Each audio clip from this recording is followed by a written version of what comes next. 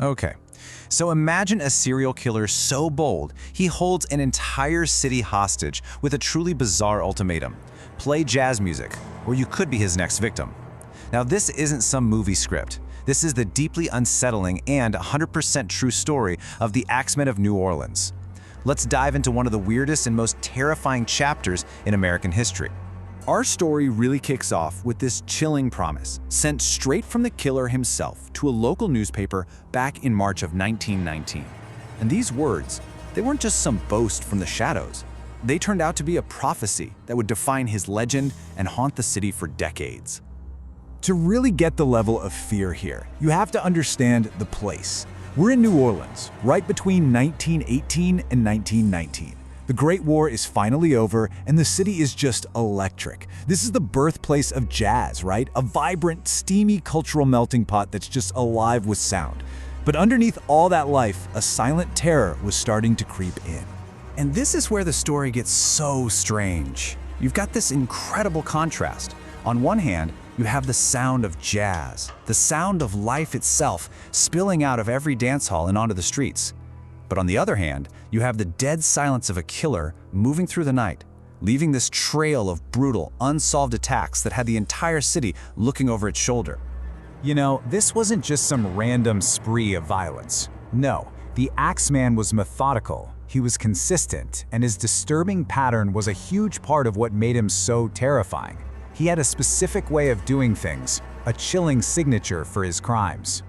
Let's break down his MO. First, the entry. He would carefully chisel out a panel from a home's back door. Super quiet, super deliberate. Second, the weapon. And get this, he never brought one. In this unbelievably twisted move, he'd find an axe belonging to the family and use their own tool against them. And third, the targets. He almost exclusively went after Italian-American grocers, attacking them while they slept in their own beds. You can imagine the terror that sent through that community. So, just when the city thought things couldn't possibly get any stranger, the case took a sharp turn into the completely surreal. The Axeman decided he wanted to be heard, and what he had to say would transform him from a phantom killer into a demonic local legend. On March 13, 1919, the Times-Picayune newspaper gets a letter that just blows the lid off the whole thing. He didn't claim to be some disgruntled person or common criminal. Nope. He claimed to be an actual demon, a spirit from the hottest hell. I mean, can you imagine reading that in your morning paper? And he wasn't just introducing himself. This self-proclaimed demon had a demand. He announced he was going to kill again on the night of March 19th. But he offered a single, bizarre way out. Turns out, he was a huge fan of jazz music and promised he would spare anyone living in a home where a jazz band was playing at full blast. So this left the people of New Orleans with one of the strangest choices in the history of crime. What do? Do you actually take this threat seriously? Do you fill your home with music and celebration? Or do you just take your chances in the silence and risk a visit from the Axeman? The city, absolutely gripped by fear, but, united by its musical soul, well, it made its choice. On the night of March 19th, New Orleans basically became the loudest city on earth. Every single dance hall was packed to the rafters. In private homes, people were banging on pots and pans, anything to make noise.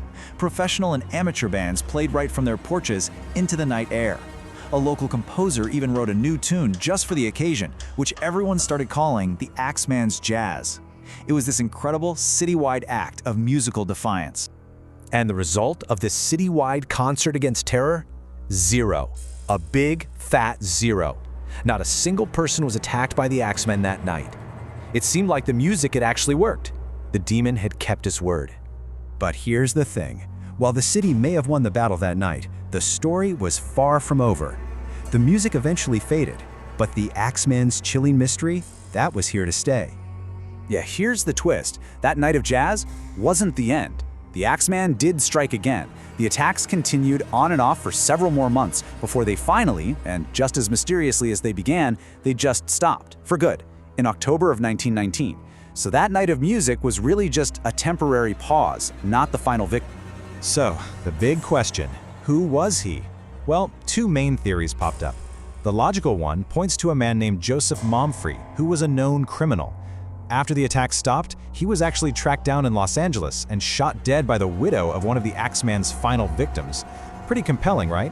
But then there's that other theory, the one the killer gave us himself, that he was a literal demon from hell, an idea so powerful it made an entire city play music for their lives. And that's where we're left, with this final, haunting question. Was the Axeman a cunning killer who just masterfully understood the psychology of terror and manipulated an entire city? Or was there something else going on? To this day, the case remains officially unsolved, leaving the Axeman as this silent, terrifying ghost in the history of the city that, for one incredible night, jazz saved.